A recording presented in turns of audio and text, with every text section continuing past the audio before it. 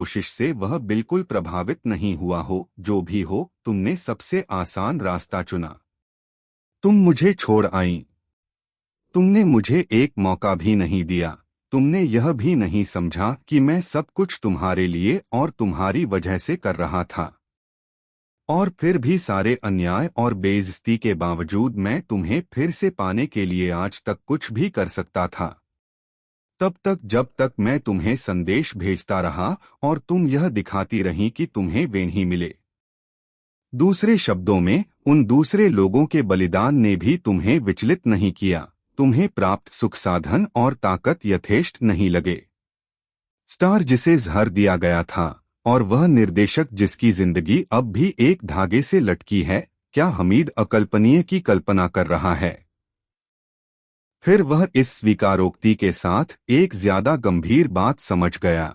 उसके पास वाले आदमी ने अभी अभी उनकी मौत का फरमान लिख दिया है। अब उसे या तो वहीं के वहीं अपनी जान देनी होगी या उन दोनों की जान लेनी होगी, क्योंकि अब वे बहुत कुछ जान चुके थे। हनीद सोचता है, शायद वह खुद पागल होता जा रहा है या सिर्फ स्थिति को गलत समझ रहा है, पर वह जानता है कि वक्त निकलता जा रहा है। वह उस आदमी के हाथ की पिस्तौल को देखता है। वह छोटे व्यास की है। अगर वह शरीर के किसी खास खतरनाक हिस्से पर नहीं लगती तो ज्यादा नुकसान नहीं कर सकती। वह बहुत अनुभवी नहीं हो सकता। अगर होता को कोई ज्यादा शक्तिशाली हथियार चुनता। साफ है कि वह नहीं जानता कि वह क्या कर रहा है। उसने दिखाई गई पहली चीज खरीद ली होगी जिससे गोली चलाकर मारा जा सकता है। ऊपर बैंड चालू हो गया है। क्या वे इतना नहीं समझते कि बैंड की आवाज में गोली की आवाज छिप जाएगी? इसके अलावा क्या वे गोली की आवाज और इस वक्त वातावरण पर हमला करती नकली आवाजों में, हाँ यही सही शब्द है, हमला करती, दूषित करती, परेशान करती आवाजों में फर्क कर पाएंगे? इगोर फिर चुप हो गया, और वह चुप्पी उसके बोलते रहने से ज्यादा खतरनाक है, क्योंकि बोलकर उसके दिल की कुछ कड़वाहट और पित्त निकल जाता। हमीद फिर से संभावनाओं को तोलता है। अगर उसे कुछ करना है तो अगले कुछ पलों में ही करना पड़ेगा। वह खुद को ईवा के ऊपर आड़ा गिराकर उसकी गोदी में लापरवाही से रखी पिस्तौल उठा सकता है, हालांकि इगोर की उंगली लिबलिबी पर है। वह दोनों बाहें उसकी तरफ फैलाकर इगोर को डरकर पीछे होने को मजबूर कर सकता है। तब ईवा उसके निशाने से बाहर होगी। इगोर पिस्तौल उसकी तरफ कर देगा, पर तब तक वह इतना पास होगा कि उसकी कलाई पकड़ सके। इस सब में 1 सेकंड लगेगा। अब शायद यह चुप्पी सकारात्मक संकेत है। शायद इगोर का ध्यान टूट गया है, या यह अंत की शुरुआत है, मतलब उसे जो कहना था वह सब कह चुका है। अब सेकंड के पहले अंश में उसकी बाईं जांघ की मांसपेशी तनकर उसे तेजी से निरंकुश शैतान की तरफ फेंकती है, फैली हुई बाहों के साथ। जब वह ईवा की गोद में गिरता है तो उसका शरीर सिकुड़ जाता है। पहला सेकंड चल रहा है और वह देखता है कि पिस्तौल सीधी उसके सिर की तरफ निशाना साधे है। आदमी उसकी उम्मीद से ज्यादा तेजी से चलता है। उसका शरीर अब भी पिस्तौल की तरफ उड़ रहा है। उन्हें पहले बात कर लेनी चाहिए थी। ईवा ने कभी अपने पूर्व पति के बारे में कुछ ज्यादा नहीं कहा था, मानो वह उस अतीत का हिस्सा हो जिसे वह कभी याद नहीं करना चाहती थी। हालांकि सब कुछ धीमी गति से हो रहा है। वह आदमी बिल्ली की सी फुर्ती से पीछे हटता है। उसके हाथ की पिस्तौल बिल्कुल स्थिर है। पहला सेकंड खत्म होने को है। वह एक उंगली हिलती देखता है, पर कोई आवाज नहीं होती। सिर्फ यह महसूस होता है कि किसी चीज ने उसके माथे के बीचों बीच की हड्डी को चूर चूर कर दिया है। उसका ब्रह्मांड मिट गया है, और इसके साथ ही उस युवक की यादें जिसने कुछ बनने का सपना देखा था। उसका पेरिस आना, उसके पिता की दुकान, शेख, उसकी इस दुनिया में अपनी जगह बनाने की लड़ाई, फैशन शो, विदेश यात्राएं, उस औरत से मुलाकात जिसे वह प्यार करता है। वे वाइन और गुलाबों के दिन, वह हंसी और आंसू, आखिरी उगता चंद्रमा, निरंकुश शैतान की आंखें, उसकी पत्नी की आंखों का डर, सब गायब हो जाते हैं। चिल्लाना नहीं, एक शब्द भी मत बोलना, शांत रहो। वह निश्चित रूप से चिल्लाने वाली नहीं है, नहीं उसे यह बताने की जरूरत है कि उसे शांत रहना चाहिए। अपनी महंगी पोशाक और सुंदर जेवरों के बावजूद वह सदमे से ग्रस्त जानवर की तरह है जो वह है। अब उसके खून का दौरा सामान्य गति से नहीं हो रहा है, उसका चेहरा पीला पड़ता जा रहा है, उसकी आवाज गायब हो गई है, उसका रक्तचाप गिर गया है। वह अच्छी तरह जानता है कि वह क्या अनुभव कर रही है। उसे खुद ऐसी ही अनुभूति तब हुई थी जब एक अफगानी योद्धा की राइफल उसकी छाती की तरफ तनी थी। वह पूरी तरह सुन्न था और कुछ भी करने में पूरी तरह अशक्त था। वह सिर्फ इस वजह से बच पाया था कि उसके एक साथी ने उससे पहले गोली चला दी थी। वह अब भी अपनी जान बचाने वाले व्यक्ति का एहसानमंद था। सब सोचते थे वह सिर्फ उसका ड्राइवर था, जबकि वास्तव में उसकी कंपनी में ड्राइवर के शेयर भी थे। और वह और इगोर बहुत बार बातें करते थे, बल्कि उस दोपहर को भी उनकी बातें हुई थीं, जब उसने फोन पर उससे पूछा था कि क्या ईवा ने उसके संदेश पाने का कोई संकेत दिया है। ईवा, बेचारी ईवा, गोदी में मरते हुए आदमी को लिए बैठी है। इंसानों के बारे में कोई पूर्वानुमान नहीं लगाया जा सकता, कभी कभी वे इस बेवकूफ की तरह प्रतिक्रिया दिखाते हैं, हालांकि जानते हैं कि उनके पास हराने का कोई मौका नहीं है। हथियारों के बारे में कुछ नहीं कहा जा सकता। उसे लगा था कि गोली उस आदमी के दिमाग के ऊपरी हिस्से को उड़ाती हुई सिर के आर पार निकल जाएगी, पर गोली का कोण ऐसा रहा होगा कि वह दिमाग को भेदती हुई एक हड्डी से टकराकर छाती में घुस गई होगी, क्योंकि वह बेकाबू ढंग से कांप रहा है, लेकिन खून की एक बूंद नहीं दिख रही है। ईवा को गोली से ज्यादा उसका कांपना सदमे में डाल रहा होगा। इगोर एक पैर से शरीर को जमीन पर गिराकर आदमी की गर्दन के पीछे एक गोली मारता है। वह आदमी एक इज्जतदार मौत के लायक था, वह आखिर तक बहादुर रहा था। अब वे समुद्र तट पर अकेले थे। वह उसके सामने घुटनों पर बैठा, पिस्तौल की नली उसकी छाती से लगा दी। ईवा हिली भी नहीं। उसने इस कहानी के अंत की कल्पना दूसरी तरह की थी, उसके संदेशों को समझ लेने से दोनों को खुशी का एक नया मौका मिलता। उसे वे सब बातें याद आईं जो इस तरह अकेले होने पर शांत भूमध्य सागर की तरफ देखते हुए मुस्कराकर कहनी थीं। हालांकि अब उन शब्दों का कोई फायदा नहीं है, फिर भी वह उन्हें गले में रखकर जीना नहीं चाहता। मैंने हमेशा सोचा था कि एक दिन फिर से हम हाथों में हाथ डाले किसी बगीचे या समुद्र तट पर घूमेंगे और आखिर इतने दिनों से टलते हुए प्रेम के शब्दों को कहेंगे। हम हफ्ते में एक दिन बाहर खाना खाएंगे, सिर्फ एक दूसरे के साथ नई चीजें खोजने की खुशी के लिए उन सब जगहों की यात्रा साथ साथ करेंगे जहां पहले कभी नहीं गए थे। जब तुम चली गईं, तब मैं एक कॉपी में किताब से कविताएं उतारता रहा ताकि मैं उन्हें तुम्हारे कान में फुसफुसाता रहूं और तुम सो जाओ। मैंने तुम्हें अपनी अनुभूतियों के बारे में पत्र लिखे, उन्हें ऐसी जगहों पर छोड़ा जहां तुम उन्हें पा सको, और तब तुम जानो कि मैं तुम्हें कभी भूल नहीं सका, एक दिन के लिए भी नहीं, न एक पल के लिए। हम उस घर की योजनाओं पर बातें करते जो तुम सिर्फ हमारे लिए बैकाल झील के किनारे पर बनाना चाहती थीं। मैं जानता हूं कि उसके बारे में तुम्हारे बहुत ख्याल थे। मैं वहां निजी एयरपोर्ट बनाने की सोच रहा था और तुम्हें निश्चित रूप से घर सजाने की जिम्मेवारी देता, क्योंकि तुम्हारी पसंद बहुत अच्छी है। तुम वह औरत थीं जिसने मेरे जीवन को व्यवस्थित किया था, उसे एक अर्थ दिया था। ईवा कुछ नहीं कहती, पर अपने सामने फैले समुद्र को घूरती रहती है। मैं तुम्हारी वजह से यहाँ आया, आने के बाद महसूस किया कि वह बेकार था। वह घोड़ा दबा देता है। कोई आवाज नहीं हुई क्योंकि पिस्तौल की नली उसके शरीर से लगी हुई थी। गोली बिल्कुल सही जगह लगी। उसके दिल ने फौरन धड़कना बंद कर दिया। उसने जितना दर्द उसे दिया, उसके बावजूद वह उसे तड़पाना नहीं चाहता था। अगर मृत्यु के बाद भी जीवन है तो वे दोनों, वह औरत जिसने उसे धोखा दिया और आदमी जिसने उसे बढ़ावा दिया, अब चांदनी रात में समुद्र तट के सीमा प्रांत पर हाथ पकड़े साथ साथ पकड़े चल रहे होंगे। वे उस काली भौहों वाली दिव्यात्मा से मिलेंगे जो अब तक हुई सारी बातों को समझाकर देश और नफरत की भावनाओं को खत्म करवा देगी। एक वक्त सभी को यह धरती छोड़नी पड़ती है।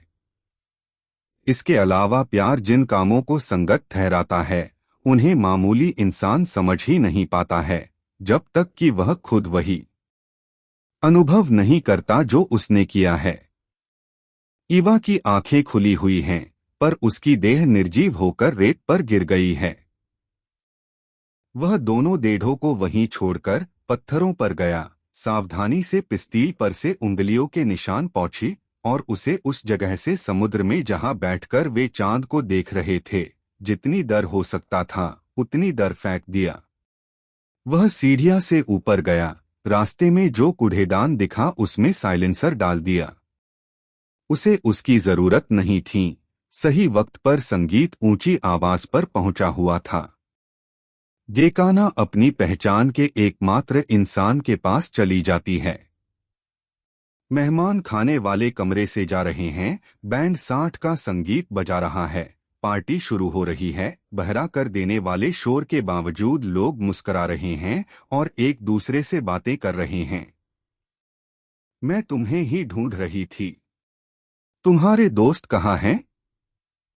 तुम्हारा कहाँ है? वह चला गया। वह कह रहा था कि स्टार और निर्देशक के साथ कुछ समस्या थी, बस वह चला गया। उसने सिर्फ एक और बात कही कि आज रात की जहाज वाली पार्टी रद्द कर दी गई है। इगोर समझ गया कि क्या हुआ है। उसकी किसी ऐसे को मारने की जरा भी मंशा नहीं थी जिसका वह बड़ा प्रशंसक रहा है और जिसकी फिल्में वह जब भी वक्त मिले तो देखने की कोशिश करता रहा है। जो भी हो, ये चुनाव किस्मत करती है, इंसान सिर्फ उसका अस्त्र है। मैं जा रहा हूं।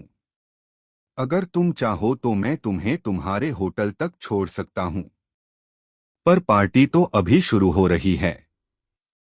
तो तुम मजे लो, मुझे कल सुबह जल्दी ही उड़ान लेनी है। गैब्रिला को तुरंत निर्णय लेना है। वह या तो कागजों से भरे बैग को लिए यहाँ रुक सकती है जहाँ किसी को नहीं जानती और उम्मीद कर सकती है कि कोई परोपकारी आत्मा उसे क्रासेट तक की लिफ्ट दे देगा। वहां से वह अपने जूते उतारकर अंथीन पहाड़ी पर चढ़कर उस कमरे तक पहुंचेगी जहां 4 और साथी भी हैं।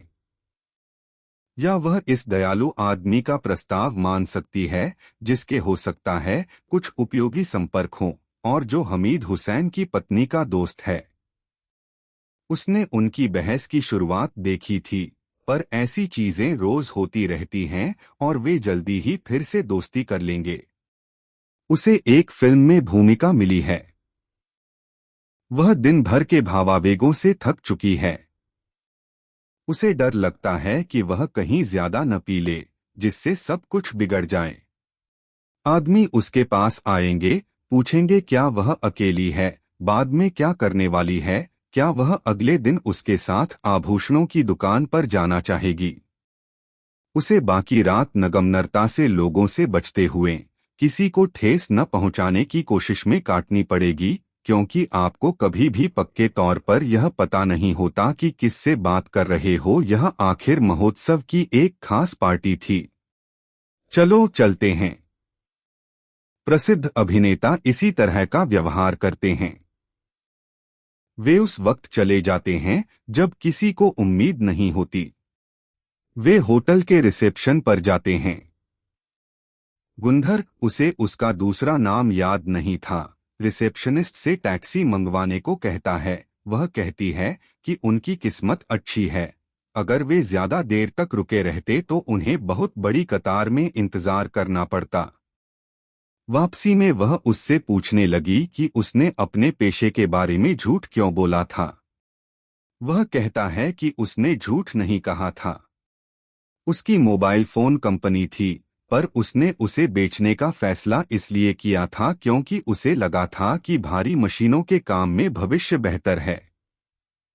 और नाम इगोर प्यार से रखा हुआ नाम है, जो गुंधर का रूसी छोटा पर्याय है। गैब्रिला यह उम्मीद कर रही थी कि वह किसी भी क्षण कहेगा, क्या मेरे होटल में सोने से पहले कुछ पीना चाहोगी, पर वह नहीं कहता। वह उसे उसके निवास स्थान के बाहर छोड़कर हाथ मिलाकर चला जाता है। कितना शिष्ट है।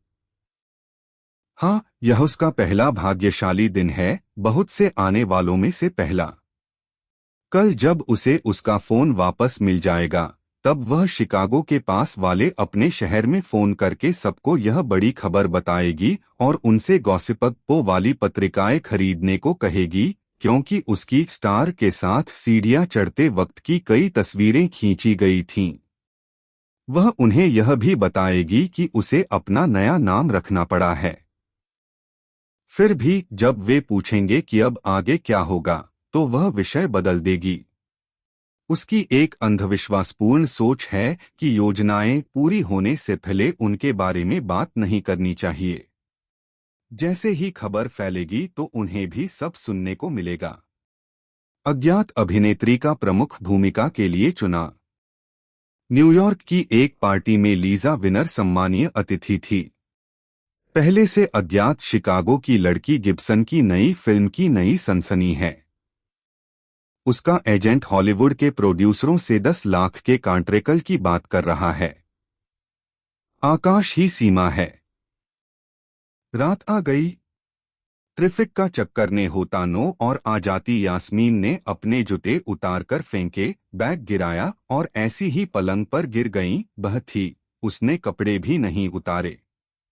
वह कहने लगी, किसी भी भाषा के छोटे शब्द महत्वपूर्ण होते हैं, उदाहरण के लिए हा, नाया या भावांग। थे सब कहने आसान है और हमारे की खाली जगह को भरते हैं। पर एक छोटा जो बोलना मुश्किल लगता है, पर अब मैं बोलूंगी वह अपनी साथिन की तरफ नहीं। वह विस्तर उसे अपने पास बुलाती है। वह आ जाती है और उसके वाल सहलाने लगती है। ना आष्ट का स्वार्थी, घटिया, अधार्मिक होने के लिए बदनाम किया जाता। जब हम हाँ कहते हैं तो अपने को उदार, समझठार और विनम्र समझते हैं। पर अब मैं तुमसे ना कहेंगी। मैं वह नहीं करूंगी जो तुम मुझसे करने का कहती हो या करवाती हो, चाह तुम साचती हो कि मरे फायदे के लिए है। तुम कि मैं सिर्फ 19 साल की हूँ और अभी पूरी तरह जिंदगी के बारे में नहीं समझती है, पर शत की पार्टी में जाना मरे लिए यह जानने को काफी था कि मैं क्या चाहती है और क्या निश्चित रूप से नहीं चाहती है। कभी मॉडल बनने के बारे में नहीं सोचा था। मैंने यह भी नहीं सोचा था कि मैं प्यार में पड़ सकती हूँ। मैं जानती ही कि प्यार लभी जी सकता है जब वह आजाद हो, पर किसने कहा कि मैं किसी की दास हूँ।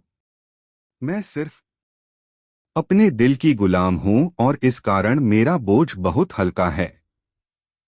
इससे पहले कि तुम मुझे चुनती, मैंने तुम्हें चुन लिया था। मैंने एक असंभव दिखने वाली यात्रा शुरू की। नतीजों के बारे में कभी शिकायत नहीं की, वह चाहे समाज के पूर्व निर्धारित विचार हो या मेरे अपने परिवार का विरोध। मैंने उन सबको हरा दिया ताकि आज की रात कान में तुम्हारे साथ रह सकूं, एक उत्तम फैशन शो की जीत का स्वाद ले सकूं और यह जानूं कि जीवन में तुम्हारे साथ ऐसे और मौके भी आएंगे। उसकी साथ दिन उसके पास लेट जाती है, उसका सिर यास्मीन की गोद में है। जिस आदमी ने मुझे यह महसूस कराया वह एक विदेशी था, जिससे मैं आज रात की पार्टी में मिली।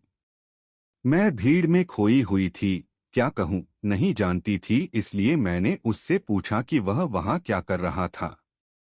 उसने बताया कि उसने अपना प्यार खो दिया था, यहाँ उसी को ढूंढने आया था, पर अब पक्के तौर पर नहीं जानता था कि वास्तव में उसे चाहता था या नहीं।